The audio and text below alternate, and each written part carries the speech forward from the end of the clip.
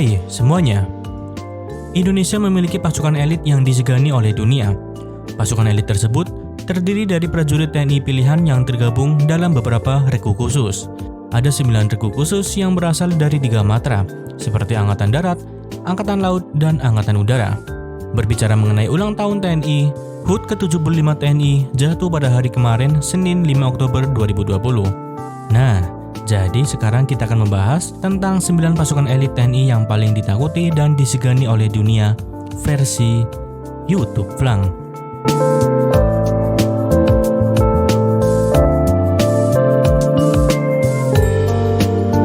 Yang ke-9, Sat Bravo 90. Sat Bravo 90 atau Satuan Bravo 90 yang sebelumnya bernama Den Bravo 90 adalah satuan pelaksana operasi khusus Korps Pasukan Khas yang berkedudukan langsung di bawah Dan Korpaskas.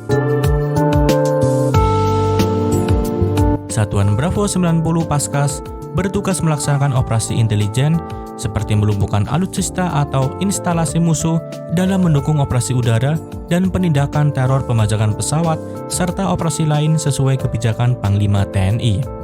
Sat Bravo 90 terbilang pasukan khusus Indonesia yang paling muda dalam pembentukannya. Pasukan ini dibentuk secara terbatas di lingkungan Korps Pasukan Khas TNI Angkatan Udara pada tahun 1990. Yang ke-8, Sat 81 Gultor. Satuan 81 Kopassus atau dulunya lebih dikenal sebagai Sat 81 Gultor adalah satuan di Kopassus yang setingkat dengan grup dan merupakan prajurit terbaik dari seluruh prajurit TNI yang bermarkas di Cijantung, Jakarta Timur. Kekuatan dari satuan ini tidak dipublikasikan secara umum mengenai jumlah personil maupun jenis persenjataannya yang dimilikinya. Semua itu dirahasiakan dan Sat 81 atau Kopassus yang saat ini dijabat oleh Kolonel Willy Brodus Yos Rohadi. Satuan 81 merupakan ujung tombak pertahanan dan keamanan Republik Indonesia. Tidak seperti satuan lain yang selalu mengekspos kegiatan mereka. Visi dan misi Satuan 81 adalah untuk tidak diketahui, tidak terdengar, dan tidak terlihat.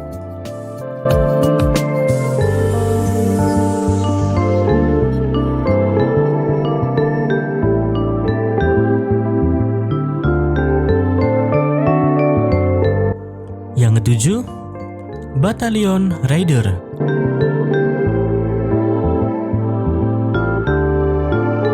Batalion Raider adalah salah satu batalion pasukan elit infanteri Tentara Nasional Indonesia. Batalion Raider yang diresmikan pada tanggal 22 Desember 2003 ini dan dibentuk dengan membekukan 8 Yonif pemukul kodam dan 2 Yonif Kostrad. Sebagai kekuatan penindak, kekuatan satu Batalion Raider setara dengan 3 kali lipat kekuatan satu Batalion Infanteri biasa di TNI Angkatan Darat. Unit infanteri ini dilatar belakangi dengan taktik pertempuran raid atau depredasi.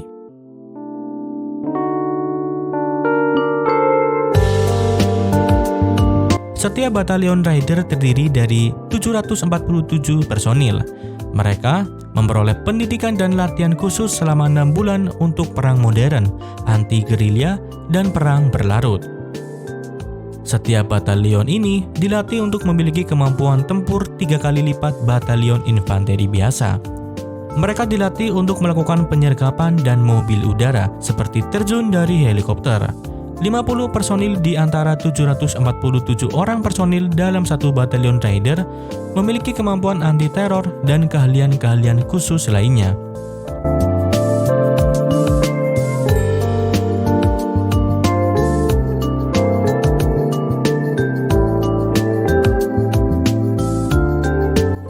Yang ke-6, Kopassus. Komando Pasukan Khusus atau Kopassus merupakan bagian dari komando utama, yaitu pasukan tempur yang dimiliki oleh TNI Angkatan Darat. Kopassus memiliki kemampuan khusus seperti bergerak cepat di setiap medan, menembak dengan cepat, pengintaian, dan anti-teror. Tugas Kopassus saat perang diantaranya seperti direct action, yaitu serangan langsung untuk menghancurkan logistik musuh, combat SAR, anti-teror, dan operasi intelijen khusus. Selain itu, tugas Kopassus yang di luar perang diantaranya seperti bantuan kemanusiaan, air show, yaitu operasi anti-insurgensi, separatisme, dan pemberontakan, bantuan terhadap kepolisian atau pemerintah, tim SAR khusus, serta pengamanan VVIP. Dikarenakan misi dan tugas operasi yang bersifat rahasia, mayoritas dari kegiatan satuan Kopassus ini tidak akan pernah diketahui secara menyeluruh.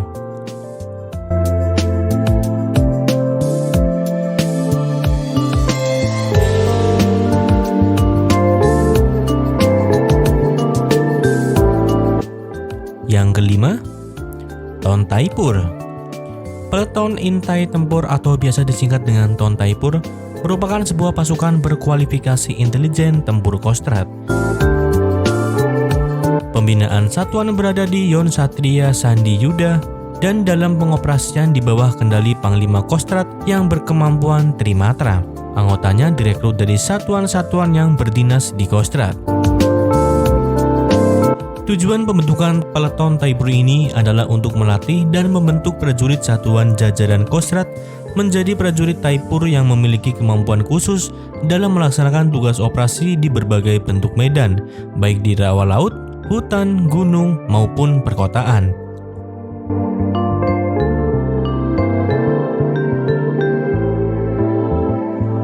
Yang keempat, Paskas. Korps Pasukan Khas TNI Angkatan Udara atau biasa disebut dengan Paskas, dengan nama sebutan lain seperti Baret Jingga, merupakan pasukan khusus yang dimiliki oleh TNI Angkatan Udara. Paskas merupakan satuan tempur darat berkemampuan 3 matra, yaitu udara, laut, dan juga darat. Setiap prajurit Paskas diharuskan minimal memiliki kualifikasi para komando atau biasa disingkat Parako untuk dapat melaksanakan tugas secara profesional, kemudian ditambahkan kemampuan khusus kematraudaraan sesuai spesialisasinya. Paskas mempunyai ciri khas tugas tambahan yang tidak dimiliki oleh pasukan lain, yaitu operasi pembentukan dan pengoperasian pangkalan udara depan atau biasa disingkat dengan OP3UD, yaitu merebut dan mempertahankan pangkalan dan untuk selanjutnya menyiapkan pendaratan pesawat dan penerjunan pasukan kawan.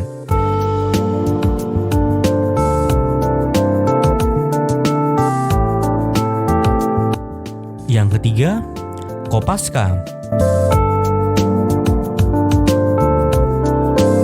Komando Pasukan Katak atau disingkat Kopaska merupakan pasukan khusus dari TNI Angkatan Laut.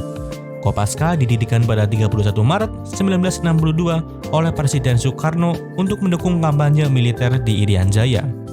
Saat ini Kopaska terbagi menjadi 3 komando, yaitu Satuan Komando Pasukan Katak Armada 1 di Pondok Payung, Jakarta Utara, Satuan Komando Pasukan Katak Armada 2 di Surabaya, dan Satuan Komando Pasukan Katak Armada 3 di Sorong.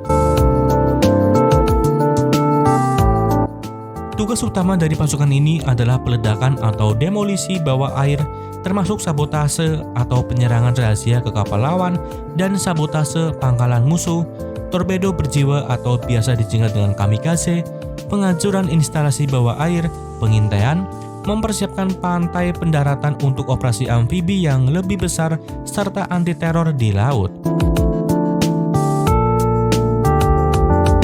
Semboyan dari Kopaska adalah Tanhana Wigna Tansirna, yang berarti tak ada rintangan yang tak dapat diatasi.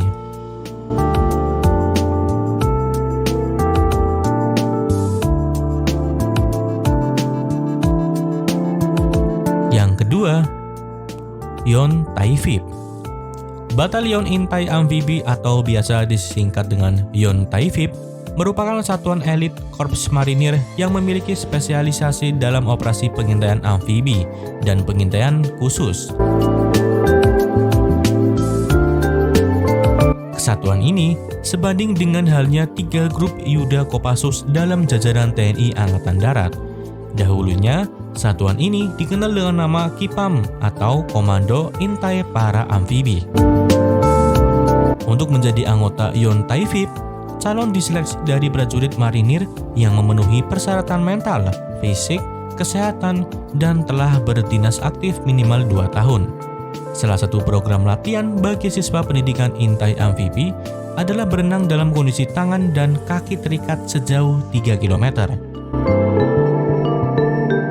Dari satuan ini kemudian direkrut lagi menjadi prajurit terbaik untuk masuk ke dalam Datasemen Jala Mangkara atau biasa disingkat Denjaka, yaitu sebuah pasukan elit TNI Angkatan Laut.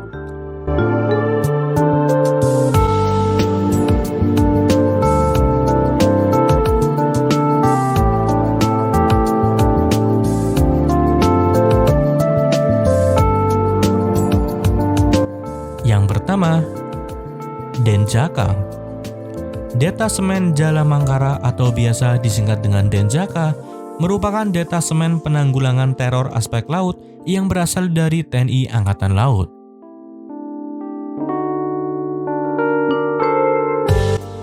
Denjaka adalah satuan gabungan antara personil Komando Pasukan Katak atau Kopaska dan Batalion Intai Amfibi atau Taifib Korps Marinir TNI Angkatan Laut. Anggota Denjaka dididik di Bumi Marinir Cilandak di Jakarta Selatan dan harus menyelesaikan suatu pendidikan yang disebut PTAL atau Penanggulangan Teror Aspek Laut. Lama pendidikan untuk menjadi anggota Denjaka adalah 6 bulan. Dikabarkan, tidak banyak prajurit TNI yang bisa lolos dalam pendidikan untuk menjadi anggota Denjaka. Dari ratusan prajurit yang ikut pendidikan, hanya sekitar 50 yang terpilih menjadi anggota Denjaka. Sebabnya, anggota Denjaka wajib memiliki IQ yang tinggi dan harus kuat menjalani latihan keras dan mengancam nyawa.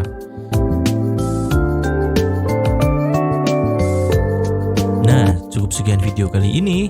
Jika kalian suka dengan video seperti ini, jangan lupa untuk tinggalkan like, komentar, dan share ke sosial media kalian.